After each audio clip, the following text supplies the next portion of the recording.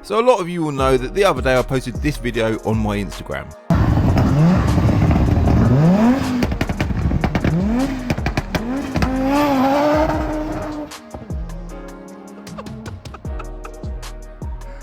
It soon became apparent from the comments that you lot wanted to see a video on it.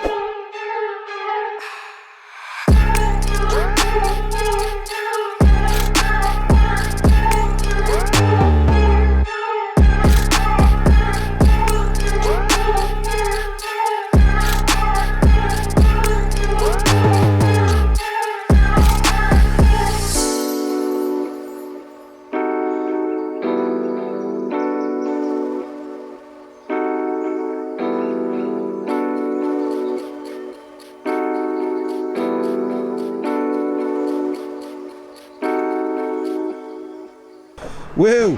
Hello. So we just put a video on Instagram of you doing a little launch in this RS2 that you've sort of had a Charlie's RS2, yeah. So it's been, it was originally just a Ragusa Green RS2, which it still is, but he's had it all completely redone, nut and bolt underneath, and every part we could get new, we have fitted new, or we've powder coated and replaced or made. So this is literally a full resto, isn't it? The whole car's been done. We've done, so you got 964 turbo front and disc upgrade with the GT3 4-pot, or the 996 basically, early GT3 4-pot calipered monoblock ones, because these had the 928 brakes so on. them brakes didn't come on the standard then? No. So they do come with Porsche brakes, but... They do, but they have like a split caliper. These are the monoblock caliper, all one piece, they're not bolted together. So, and then the rear's the same, that's basically the 996 GT3 rear caliper on a 928 rear disc, but it's a 928 drilled rear disc. Okay. So again, these are all Porsche parts that we've adapted to, or made fit with different brackets basically. And it also sort of retains the originality of the car, because yes, these were literally just built... an upgrade. This is how you'd build it in probably 2002, you would have built it this way or whatever. Yeah, from the 996 bits. So because they were built alongside Porsche, weren't they? The Porsche got on board with Audi. Porsche had a line in their building, or one of their buildings, where they built these, and they built the E500 Mercedes as well. Oh really? Yeah, the E500 was built on the same line as the That was a nice car as well, wasn't it? And there was another car as well, which I can't remember, but that was built in there as well. But the E500 with the wider wings. That was a lovely car. Yeah, that was built on the same line as the RS2, supposedly anyway. So this was Audi's first RS car as well, wasn't it? It was their first RS car, yeah. So the parts are incredibly hard to get hold of, but you know, we just do our best to get hold of the parts when we can. So, and then we've done. So they had the Porsche mirrors as well. So these are Porsche mirrors. So they're different to normal Porsche hubs. So they're 5x130. The front indicators and fog lights are from a 993. Okay. So again, they're Porsche parts. Oh really? I didn't know that. Yeah. So and then you've got what else is there? The bumpers are different. The trims are different. Hold on, let's let that lorry park. He's doing my bloody head in. Yeah, sorry. So the bumpers. So the bumpers are different. They're slightly fatter, aren't they, than a normal Audi shape. And even these are 993 headlamp washers. Oh my god! So they really did go, even all the little details. Yeah, they did lots of little bits. So made the car a bit lighter as well. So they changed this to a mesh grille. Mesh grills in the bottom, which is all very RS themed, isn't it? Yeah, and then under the bonnet. So this is a little bit different to a normal one. So Porsche had their emblem put in the intake manifold on these, and they did an exhaust manifold and turbo. This has got a different one. This has got a tubular manifold and a Borg Warner 7163 turbo. I see, it looks like a fat turbo. That. Yeah, I mean it's been on there, you know, a while now, but it's still a great turbo. Spool's really good. So, and then we basically changed the intercooler. It has a Wagner front mount intercooler, and then we've changed the pipework, bigger pipework, put some heat shielding on it.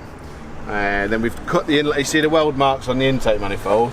Yeah. So basically these have, to get to the bolts, they put tubes through the manifold, so you can put a long Allen key through. Okay. So we can get to them anyway, as tools progress, you can get different tools, so we can get it anyway. So basically we cut the manifold open and remove the tubes because they're a restriction. Oh, and then we smooth it out inside and weld it back on, so there's no need for a bigger manifold then. So that's one thing we do. Then we run a different breather system, all made in house with air cup hoses.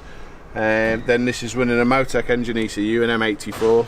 And then the internals of the engine. Yeah, so it's steel rods, different camshafts, valves, springs, pistons, So- everything, all light and balanced, the whole lot. This is like your background, isn't it? Your Yeah, my background is sort of 5-cylinder stuff. So. 5-cylinder VAG stuff, VW, Audi. You've got the old Quattro there.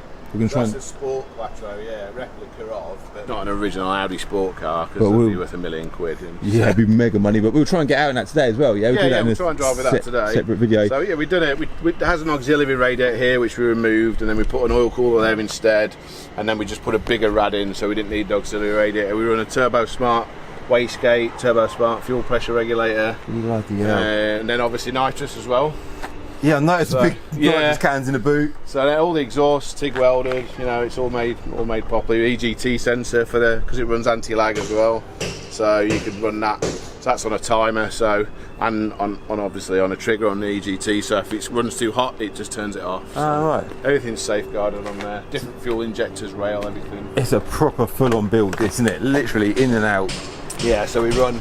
You go inside. It's all carbon door trims. It's all that's right. factory. Yeah, It's all yeah, I factory thought that design. was. That's nice, that So is. the door pods, they were in the car when we got the car, but what we've done is Mitch at Alpine sorted out a stereo head unit and some speakers front and rear, and we've put a sub speaker that goes in the spare wheel. Put that in the boot nice. as well, so it's got a better decent sound. stereo. Yeah. Little things like this. Yeah, We were just saying, this is my kind of build, isn't it? This is like. Yeah, you want to do everything with a car, but we've even matched, if you come in here, so just around the nitrous gauge, we've made a carbon surround to match the doors, Oh, nice. and then around the dash here, Yeah, because all them little things, they bug me. Do you know that? I'm the same. Like, yeah, you can. kept the original steering wheel and stuff like that, and So we kept the original steering wheel, but we've put a quick release on it. quick No release on way. it, so yeah. But so you've got the carbon surround around the gear stick. So Yeah. then we've changed the gear stick, obviously. What is that? Just a Carbon short surround here. shift gear shifter then? Basically What's the a crack with billet gear shifter, and then we've rose jointed it, so it's just much nicer and it's longer, so it's more direct. You know, it's more direct that? when you change. Yeah, yeah. So you've got a Motec SLM here, shift light module. So this goes different colours as you rev more. Then you've got the Motec dash up here as well, and you've got the boost gauge and 10 position boost here. This is all added in the Motec. Then down here you've got anti-lag, launch control, nitrous, arm purge, everything. So yeah. Power then, that's one thing you ain't touched on. The big It power. makes like 590. 590 brake, that's Doesn't without the make- nitrous. It doesn't make any more with the nitrous because we sort of the nitrous is in there. Your exhaust housing ultimately, if everything's efficient, once you reach the maximum of your exhaust housing, you know, throwing nitrous in won't necessarily make more Increase power. It will, but you know, you're pushing the car really hard. So what we do is use it for low down. Okay. So just to give it more torque. So the Oh, engines are really? bulletproof. So the nitrous is controlled by the Motec ECU, and it's fueled by the injectors. So it's a dry nitrous system. So it's just pure nitrous in there. Because most nitrous systems that inject nitrous on fuel. So if you look on the jet, there's only one pipe going to it. Okay. That's your nitrous. Normally they'd have a fuel one, but we actually use the injectors of the engine. So the Motec engine ECU triggers the nitrous, knows how much, sees it's obviously calibrated in there as well. Yeah. But it can basically trim and add fuel at the same time. That's so good. And that's the art of a Motec ECU as well, I suppose. Well, we use David Rowe to map the car from EPS Motorsport, and he, you know, Dave. this sort of stuff he knows He knows so his well. stuff. Yeah. And obviously the nitrous. If you look as well, we got John Webster WRE to make us a cage. So the cage bolts in the floor, and it goes to the original points in the back, so it's removable. And then it goes in the points up here, but this is all TIG welded. So neat. so it's Literally just- every element of this car is just spot on, isn't it? Then we made this floor here. Yeah, I just like saw a false that. floor. So you've got rid of the back seats. Yeah, it's made a false floor. We've got the Alpine speakers in the back. We didn't want to block those off, so we've made an angle here. Yeah, that looks neat as well. Yeah. Right, shall we? I don't know if I'm going to like this, but I'm going to have to jump. No, we'll just go for a steady drive, mate. We don't have to go mad, do we? Go for a little drive, yeah? Yeah. Let's go, man.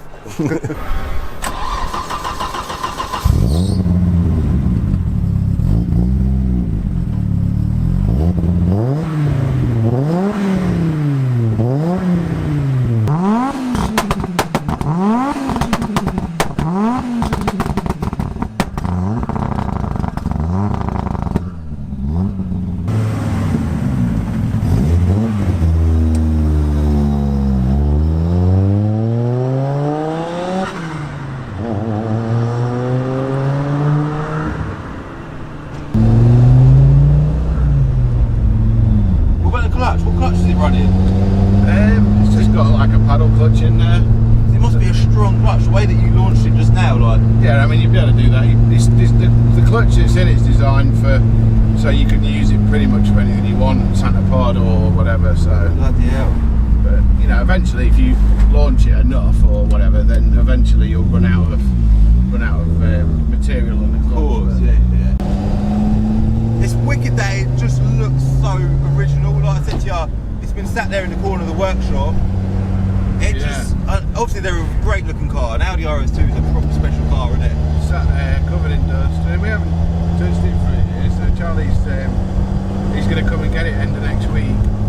So we just said, oh look, we'll get it back on the road for you, and we'll come and get it. So he only came in for a map and a billet compressor wheel point in it. Really? Yeah. It must be nice having a customer like that wants to go to town though on a car, because definitely. you get to do the car perfect, don't you? Yeah, I mean he sort of said, oh, you know, sort of do it how you want, but within he didn't.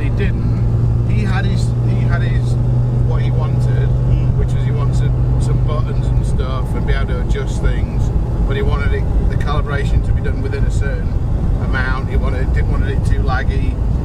He's been in the car already, and you know he's happy with how it drives. He hasn't driven it. He didn't want to drive it on the day he came down. Really? Yeah, he was too shaky to drive it. He was like, no, not today. So Bloody hell. Really comes in later on. Yeah. What's it rev to?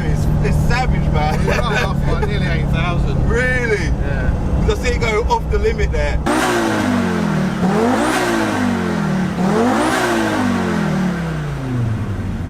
And even the, like you say about the Motec, I don't know what you... That's the SLN, the flight module, yeah. Love that.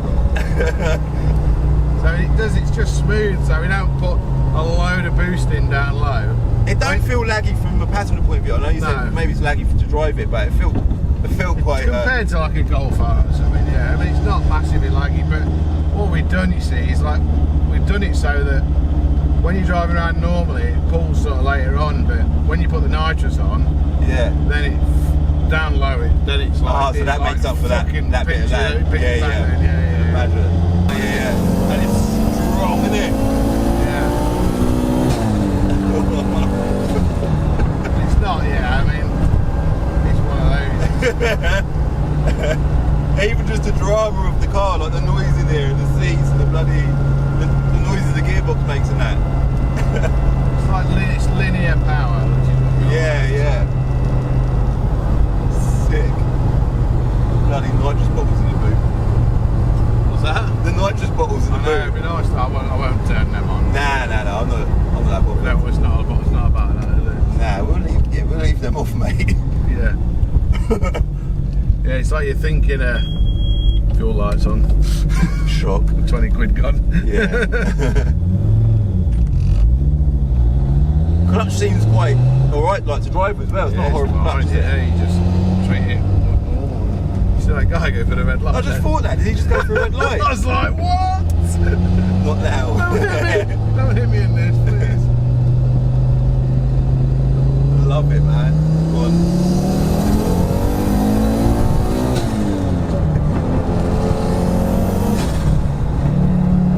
Oh, man. I'm loving this in a estate car as well. You know I love an estate car. Yeah. But it's surprisingly small though still, isn't it? We were talking about that earlier, like how cars have got bigger over the years. But the cabin inside is well thin, it feels well small, doesn't it? Yeah, it feels like a little not a Nova, like Polo or something like that. Yeah, like a bloody In fact, I'd say a Polo's bigger than that. Yeah, well, an Audi A3, isn't it? Like, yeah, I reckon an A3 is bigger. Yeah. I know we're big boys, but we're bloody cramped in here, aren't we? Yeah. How you go touching me? Thought about it. Not again. Yeah. We'll save that for later, yeah?